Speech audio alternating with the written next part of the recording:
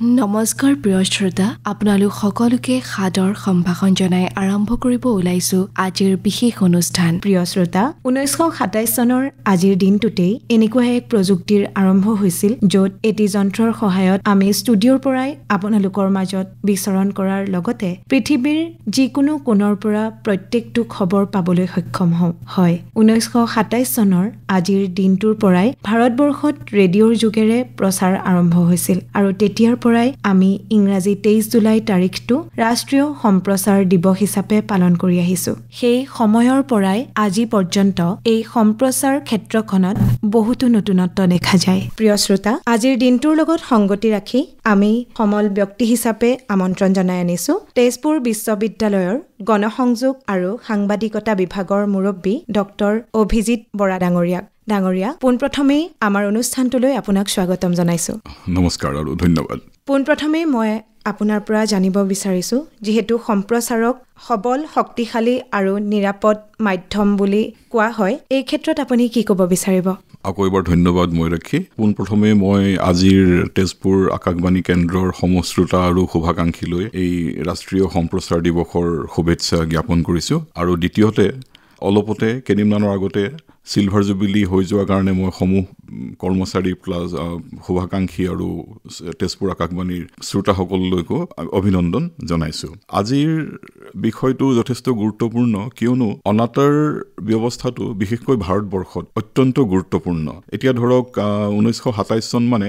প্ৰকৃততে 1923 চন মানৰ পৰাই আমাৰ ইয়াত মানে কি ভাৰতবৰ্ষৰ বম্বেৰ ফালে অনাতাঁৰ সম্প্ৰচাৰ আৰম্ভ হৈছিল, কিন্তু সেইটো অসংগঠিত ক্ষেত্ৰত আছিল আৰু 27 চনৰ আজিৰ দিনটোত ইণ্ডিয়ান ব্ৰডকাষ্টিং কোম্পানী স্থাপন হয়। সেইকাৰণে ফৰ্মেলি এই দিনটোকেই প্ৰচাৰ দিৱস বুলি আমি ধৰি লওঁ। তেতিয়াৰ পৰা এতিয়ালৈকে প্ৰায় 100 বছৰেই হৈ গ'ল, কিন্তু ৰেডিঅ'ৰ বা অনাতাঁৰ মাধ্যমে বহুতো প্ৰত্যাহ্বানৰ সন্মুখীন হৈও কিন্তু এতিয়াও আপুনি কোৱা মতে সপ্ৰতিভ, সবল আৰু অধিক শক্তিশালী নিৰাপদ হিচাপে তেওঁলোকৰ কাৰ্যনিৰ্বাহ কৰি আছে।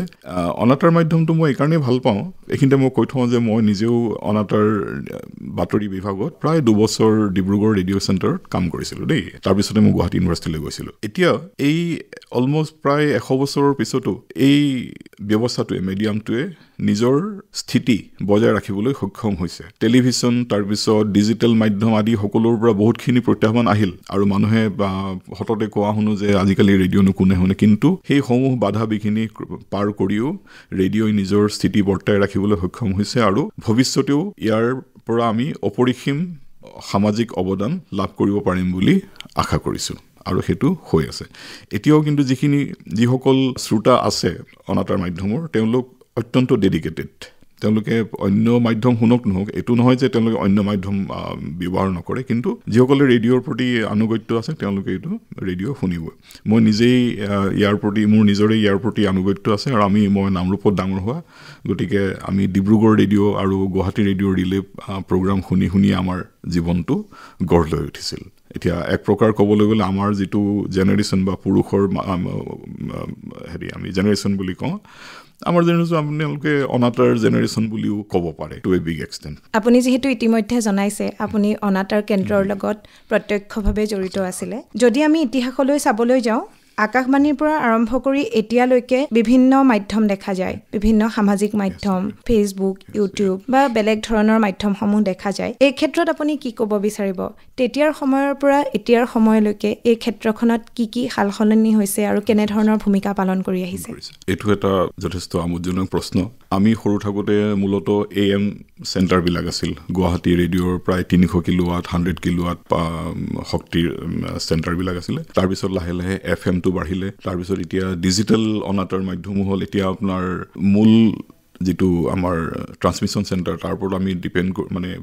ডিপেণ্ড কৰি থাকিব নালাগে। এতিয়া ডিজিটেল মাধ্যমৰ যোগেদি সৰু এটা কমিউনিটি ৰেডিঅ' ষ্টেচন বা লোকেল ৰেডিঅ' ষ্টেচনৰ বস্তু গোটেই পৃথিৱীয়ে শুনিব পাৰে। ৰেডিঅ'ৰ মাহাত্ম্য ইয়াতেই যে এই মাধ্যমটো হৈছে এটা, আপোনালোকে জানে আকাশবাণীৰ যিটো মূল মন্ত্ৰ হৈছে বহুজন হিতায় বহুজন সুখায়। মেক্সিমাম মানুহৰ, আটাইতকৈ বেছি যিমানখিনি পৰা যায় মানুহৰ সুখ আৰু সুবিধাৰ কাৰণে এই মিডিয়ামটো মাধ্যমটো অন্তৰ্নিহিত এওঁলোক ডেডিকেট আৰু এটা কথা নতুন চিষ্টেমবিলাক আহিবই আজিকালিতো আপোনাৰ প্ৰায় প্ৰতি 2 দিন 3 দিন বা 15 দিনৰ মূৰে মূৰে নতুন তথ্য প্ৰযুক্তিৰ দিন আহি আছে কিন্তু এই তথ্য প্ৰযুক্তিবিলাক আমি বৰ টান বা অসুবিধা পাইছো বুলি আঁতৰি থাকিলে নহব হেতু আমি নিজৰ হিচাপত এডপ্ট কৰিব ল'ব লাগিব বা আমি কেনেকে সেই বস্তুটোত কামত লগাই আমাৰ নিজৰ সুবিধা কৰি ল'ব পাৰো সেই বস্তুটো আমি কৰিবলৈ পাৰিব লাগিব আৰু অনাতাঁৰ মাধ্যমে ভাৰতত বিশেষকৈ আকাশবাণী আৰু অন্যান্য প্ৰাইভেট যিখিনি ব্যক্তিগত সংস্থা আছে তেওঁলোকেও এই কথাখিনি কৰিব পৰাৰ কাৰণে এতিয়াও ৰেডিঅ'ৰ গুৰুত্ব অটুট হৈ আছে আৰু ভৱিষ্যতেও থাকিব হয় অনাতাঁৰ কেন্দ্ৰৰ কথা আপুনি আমাক জনাইছে যেহেতু অনাতাঁৰ কেন্দ্ৰসমূহক বা অনাতাঁৰ মাধ্যমক ভয়েস অফ নেশ্যন বুলি কোৱা হয় এই ক্ষেত্ৰত আপুনি আকাশবাণীৰ বিষয়ে কি ক'ব বিচাৰিব আপুনি ভাল কথাই সুধিছে 1947 চনৰ 12 নৱেম্বৰ তাৰিখে বোধ কৰোঁ মহাত্মা গান্ধীয়ে এটা অনাতাঁৰ ভাষণ দিছিলে সেইটো ৰেকৰ্ড কৰি শুনাইছিলে বোধ কৰোঁ কুৰুক্ষেত্ৰ ষ্টেচনৰ পৰা হাৰিয়ানা সেই ভাষণটোত গান্ধীজীয়ে এটা খুব গুৰুত্বপূৰ্ণ কথা কৈছিলে তেওঁ ইংৰাজীত এনেকৈ কৈছিলে যে this is a very wonderful medium I C the power of শক্তি ইন ইট তেওঁ মানে অনাতাঁৰ মাধ্যমটো ভগৱানৰ লগত তুলনা কৰিছে আমি যিটো আকাশবাণী বুলি কওঁ তেতিয়াৰ পৰা এতিয়ালৈকে এই মাধ্যমটোৱে ইয়াৰ যিখিনি শক্তি সকলোখিনি সামাজিক উন্নয়নৰ কাৰণে ডেডিকেটেড কৰি আহিছে তাৰপিছত আমাৰ দেশ স্বাধীন হোৱাৰ সময়ত আমাৰ মানে যিটো সাক্ষৰতাৰ হাৰ আছিলে 12% নে 13% মাত্ৰ কাৰণ তেতিয়া উপনিৱেশিক গভৰ্ণমেণ্ট আছিলে তেওঁলোকেতো আমাৰ ভালৰ কাৰণে চিন্তা নকৰিবই ডেফিনেটলি সেই সময়ত আৰু আমাৰ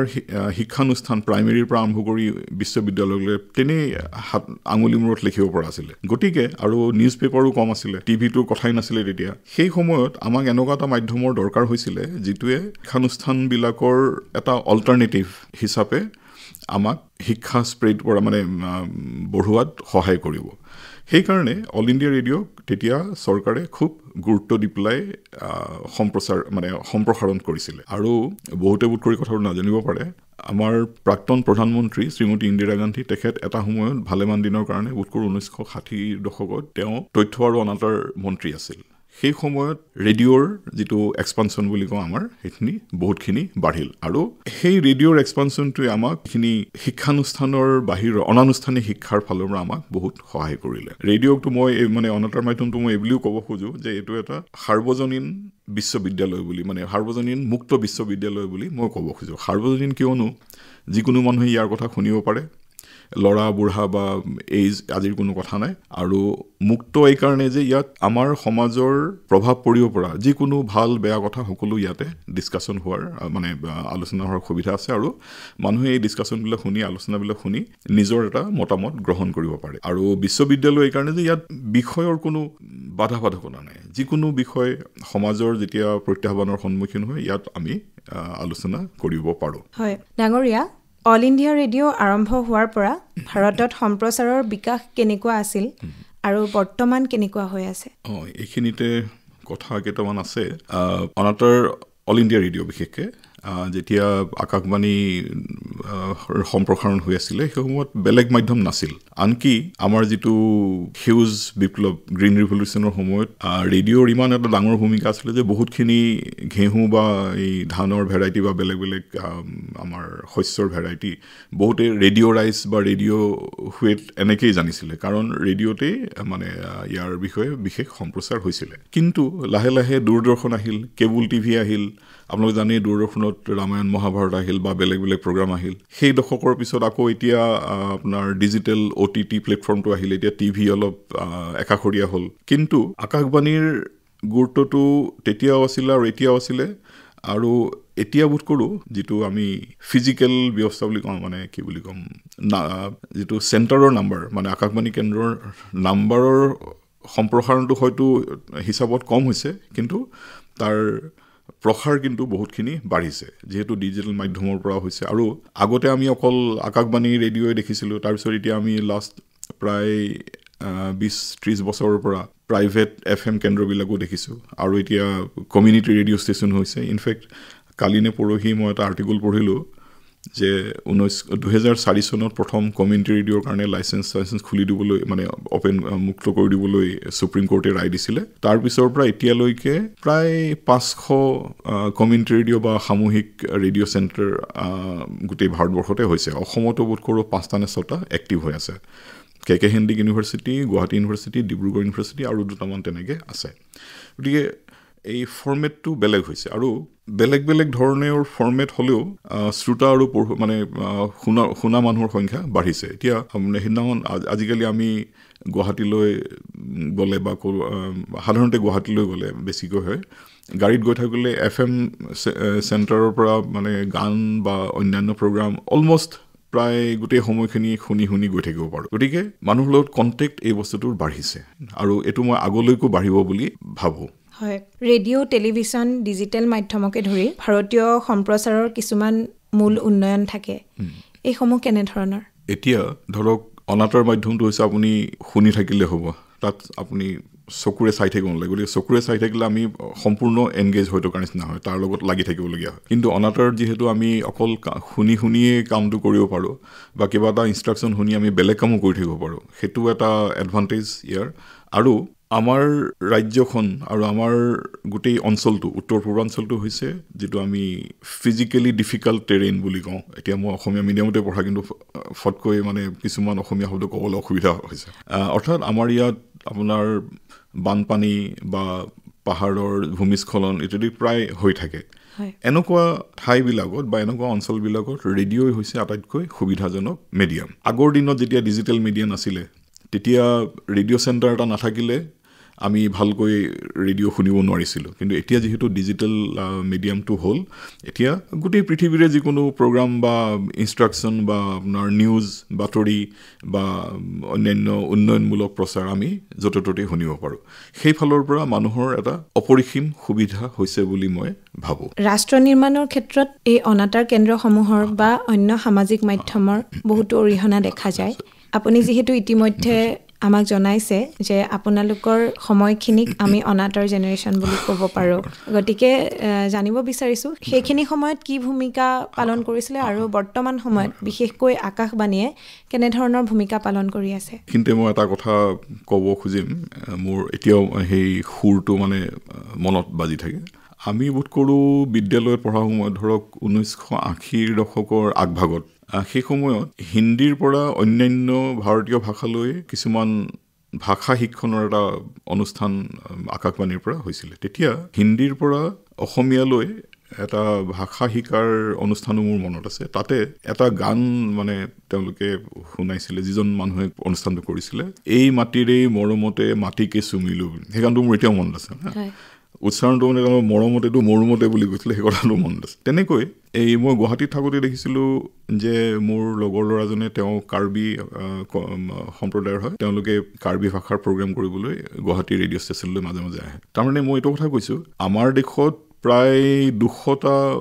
প্ৰধান ভাষা আছে কিন্তু 200টা ভাষাটো আমি ৰিকগনাইজ কৰিবলৈ দিগদাৰ হয় কনষ্টিটিউশ্যনত বোধ কৰোঁ আমাৰ 24টা নে 23টা ভাষা ৰিকগনাইজ হৈ আছে কিন্তু অনাতাঁৰ মাধ্যমে বিশেষকৈ আকাশবাণীয়ে এই যিখিনি অন্য ভাষা আছে সেইবিলাকৰ উন্নয়নৰ কাৰণেও যে যথেষ্ট গুৰুত্ব দিছিল বা এতিয়াও দি আছে সেই কথাটো মই ভাল পাওঁ মানে সেইটো এটা ভাল খবৰ ভাল কথা আৰু অসমৰ যিবিলাক জনসাংস্কৃতিক কণ্টেণ্টছ বা সৃষ্টি এই আমাৰ ফক songs, dances বা আমাৰ আধুনিক গীত বা লোকেল যিখিনি স্থানীয় শিল্পী আছে নাটকেই হওক বা অন্যান্য অনুষ্ঠানেই হওক এওঁলোকক যিহেতু অগ্ৰাধিকাৰ দিয়ে আৰু কামত ব্যৱহাৰ কৰে এই কথাটোৱে আমাৰ যিটো কৃষ্টি সংস্কৃতি বহুতখিনি অৱদান আগবঢ়াইছে বুলি মই ভাবোঁ আৰু এইটো বোধ কৰোঁ এতিয়াও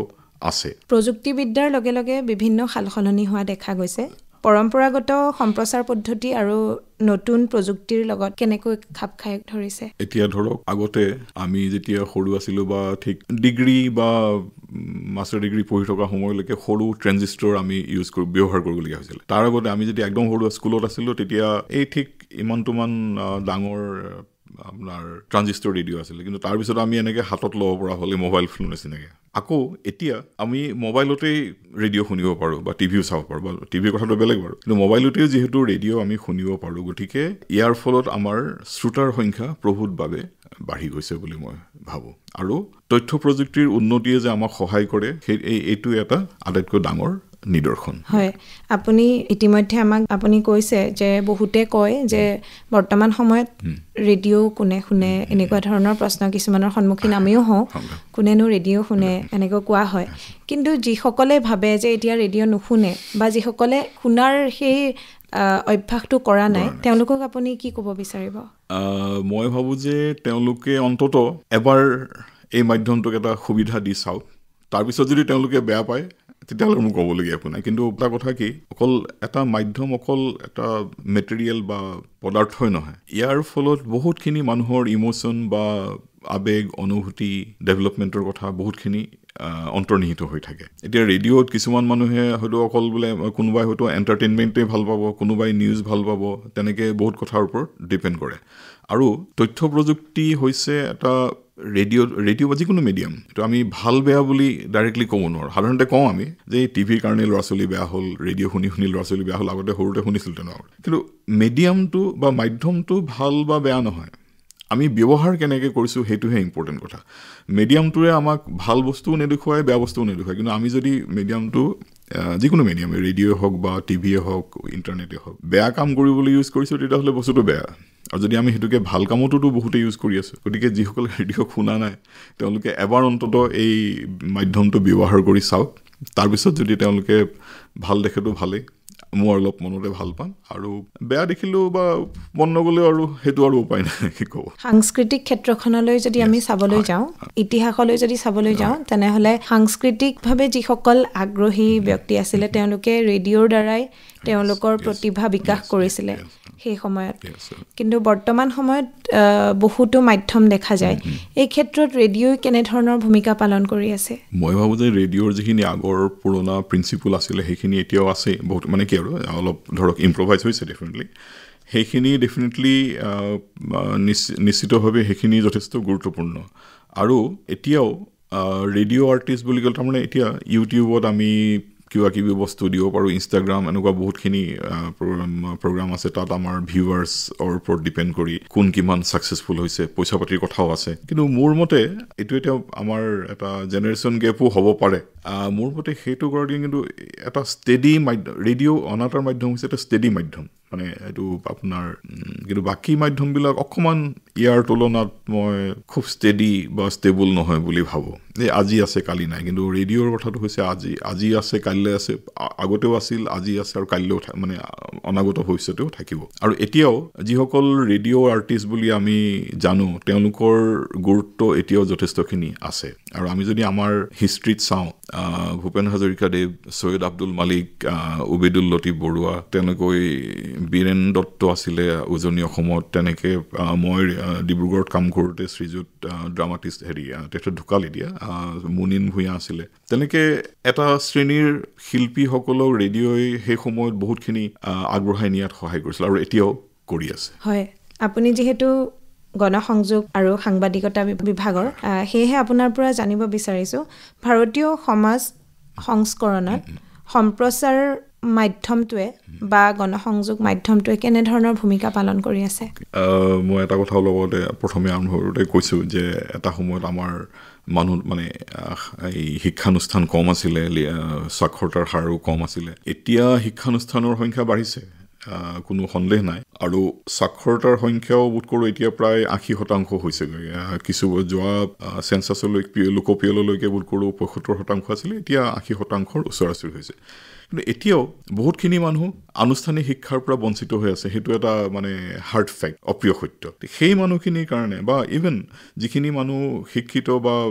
আনুষ্ঠানিক শিক্ষা পাইছে তেওঁলোকৰ কাৰণেও অনাতাঁৰ মাধ্যম বা এই গণমাধ্যমৰ গুৰুত্ব এতিয়াও আছে কাৰণ মই নিজে যিহেতু এতিয়া এটা আনুষ্ঠানিক শিক্ষাৰ লগত জড়িত কিছুমান কথা এই আনুষ্ঠানিক শিক্ষানুষ্ঠানবিলাকত আমি কভাৰ কৰিব নোৱাৰোঁ মানে যিখিনি আমি ধৰক ফুলফিল কৰিব নোৱাৰোঁ সেই গেপটো বা সেই যিখিনি খালী ঠাই সেইখিনি পূৰণৰ কাৰণে গণমাধ্যমৰ গুৰুত্বপূৰ্ণ এতিয়াও আছে আৰু তাত আপুনি যদি ৰেডিঅ'ৰ প্ৰগ্ৰামবিলাক চায় মানে প্ৰগ্ৰামৰ বিভিন্ন ছেকশ্যনবিলাক চায় বিদ্যাৰ্থীৰ অনুষ্ঠান মহিলাৰ অনুষ্ঠান চাহ বনোৱাৰ আচৰ তাৰপিছত কৃষি বিষয়ক অনুষ্ঠান আৰু আমাৰ যিসকল জনগোষ্ঠী বা জনজাতি গোষ্ঠী আছে সকলোৰে প্ৰতি সকলোৰে কাৰণে এটা চাংক থাকে সেই অনুষ্ঠানবিলাকত সেই চেণ্টাৰবিলাকত গতিকে এই সকলোবিলাক মিলি সামূহিকভাৱে সমাজৰ প্ৰতি এটা ডাঙৰ অৱদান গণমাধ্যমৰ আছে আৰু বাতৰি কাকতবিলাক যিহেতু বেছিকৈ মানে প্ৰায় 99% ব্যক্তিগত কোম্পানীৰ হাততে আছে সেই ক্ষেত্ৰত অনাতাঁৰ মাধ্যমে যথেষ্ট বেছি সুবিধা আছে আৰু কৰাৰ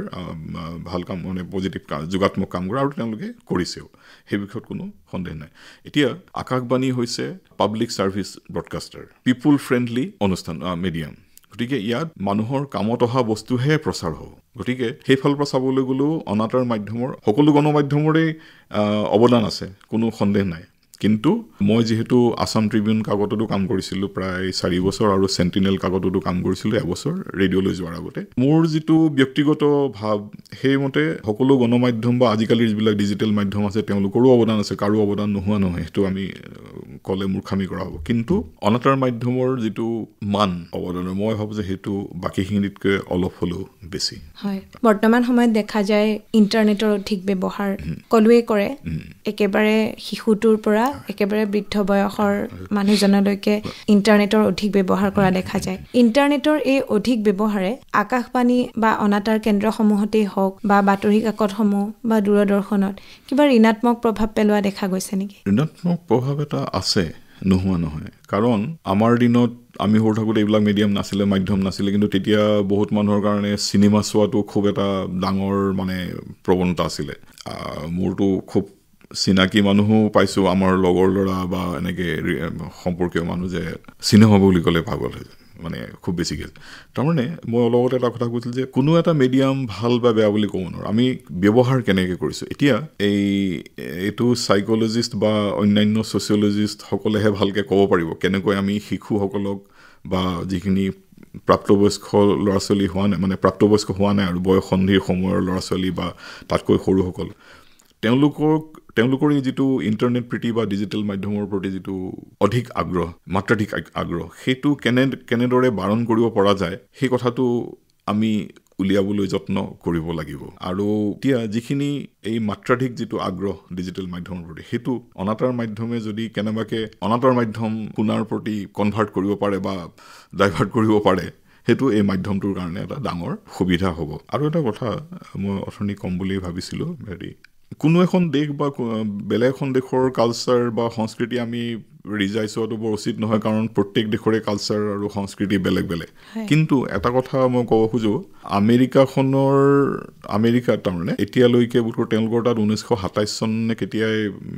সেইটো সময়তে ৰেডিঅ' ভালকৈ ডেভেলপ হৈছিলে অনাতাঁৰ মাধ্যমটো আৰু এতিয়া বোধকৰোঁ তেওঁলোকৰ তাত আপুনি আচৰিত হ'ব 15,000 নে কিমান ৰেডিঅ' চেণ্টাৰ আছে তো এনেকুৱা নহয় যে চবকেইটা ৰেডিঅ' চেণ্টাৰেই খুব ডাঙৰ মেজৰিটি বা বেছিভাগ ৰেডিঅ' চেণ্টাৰেই সৰু আৰু এই ধৰক কমিউনিটি লেভেলৰ কিন্তু নামত কিন্তু 12,000 আছে হুৱেৰেজ তেওঁলোকৰ যিটো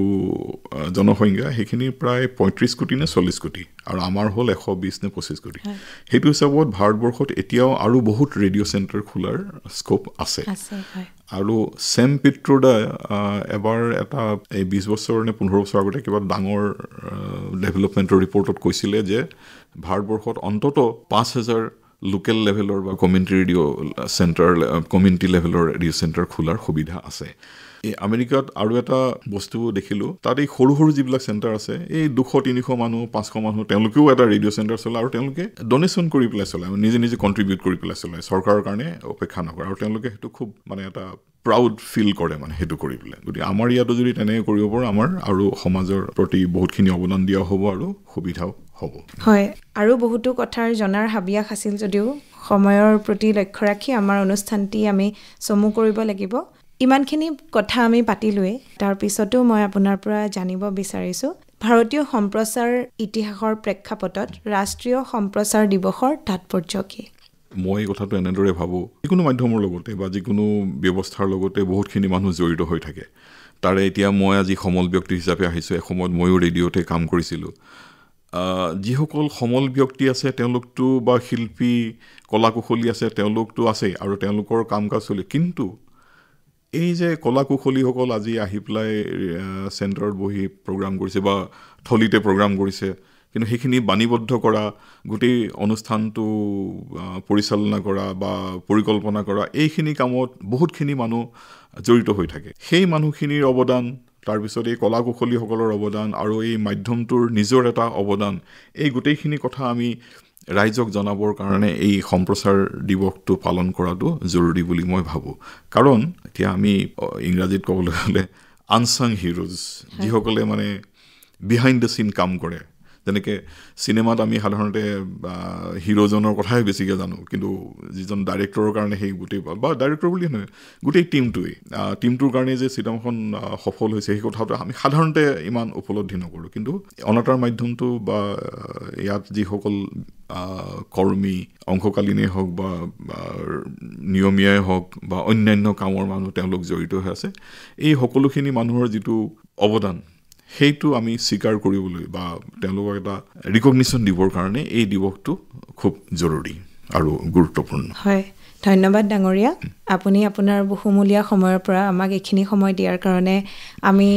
আকাশবাণী তেজপুৰৰ প্ৰত্যেকগৰাকী সদস্য আপোনাৰ ওচৰত চিৰকৃতজ্ঞ হৈ ৰ'ম আৰু সদৌ শেষত আপোনাক আকৌ এবাৰ ধন্যবাদ জনাইছোঁ ধন্যবাদ নমস্কাৰ হয় প্ৰিয় শ্ৰোতা আপোনালোকে ইমান সময় আমাৰ আজিৰ অনুষ্ঠানটি শুনিলে আশা কৰিছোঁ আমাৰ অনুষ্ঠানটিয়ে আপোনালোকক উপকৃত কৰিব প্ৰিয় শ্ৰোতা আজি এই অনুষ্ঠানৰ সাক্ষাৎ গ্ৰহণৰ দায়িত্বত আছিল ময়ূৰাক্ষী নাথ সম্পাদনাৰ দায়িত্বত আছিল দিশা শইকীয়া আৰু প্ৰযোজনাৰ দায়িত্বত আছিল গৌতম নাথ আৰু ইয়াৰ লগে লগে আজিৰ এই অনুষ্ঠানৰ পৰা বিদায় মাগিছোঁ ধন্যবাদ